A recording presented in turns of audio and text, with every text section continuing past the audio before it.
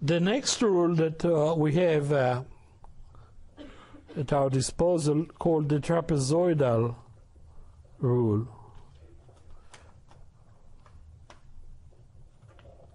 Okay. The way we develop it, and we look at the graph of y equal f of x, and let's again, I'm going to use only two subintervals to demonstrate the structure of this particular approximation. So we have x sub I in the middle, to the left I minus 1, to the right I plus 1. And in this rule, what we do, we connect the endpoints. So we can say that instead of a curve, I can have a trapezoid, like so. Well, I didn't make the curve concave enough, so it looks like almost a great approximation. Okay, so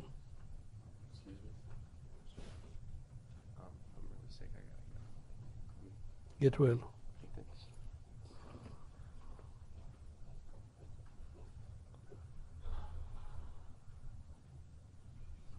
Okay, so we have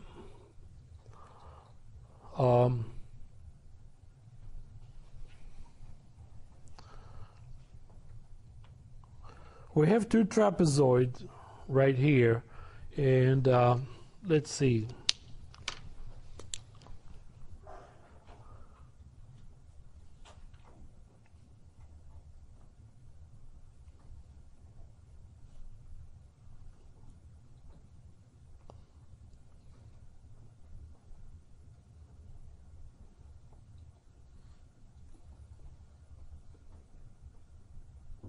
Okay, so what is the area of a trapezoid? Well, if I'll draw a trapezoid, a generic trapezoid like so, okay,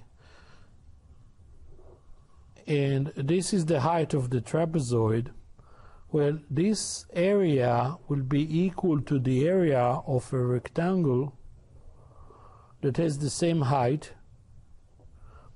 If this is B1 and this is B2, then the area of a rectangle that is equal to the trapezoid, the base will be the average of the two bases. So what is the area? The area going to be equals to 1/2 B1 plus B2 times H. Now we're looking at this trapezoid that we have, then the role of the height is taking place by delta x. So if this is A1 and this is A2, in this case A1 will be the base. This is f of x sub I minus 1, and this is f of x sub I. So we're going to say that it's equal to f of x sub I minus 1 plus f of x sub I divided by 2. That will be the average of the two bases. This time the bases are vertical, and then the height is delta x. So we're going to write it as delta x over 2 times f of x sub I minus 1 plus f of x sub I. Okay?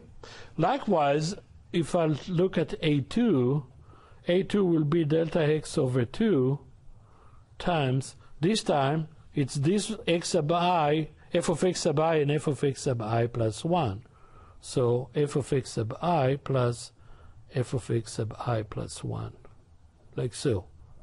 Now the area is the sum A1 plus A2, so as we add these two together, delta x over 2 is a common factor. We start with f of x sub I minus 1, but then we have f of x sub I twice. And then we have f of x sub I plus 1. Okay? Now think about the general terms. So in general we have n subintervals.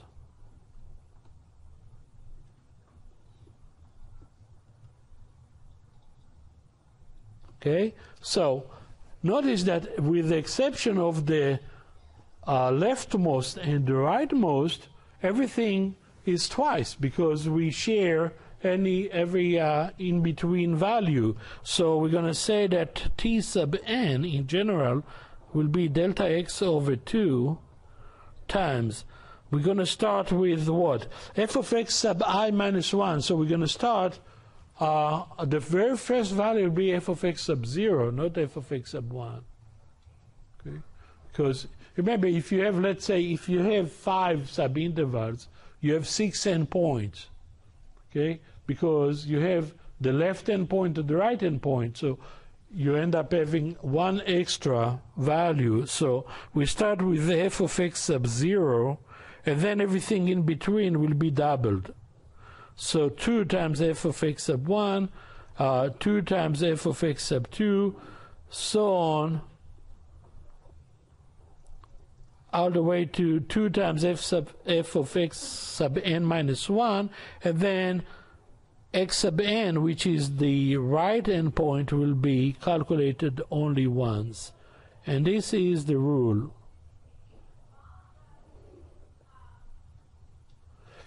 And now we are ready to have an example.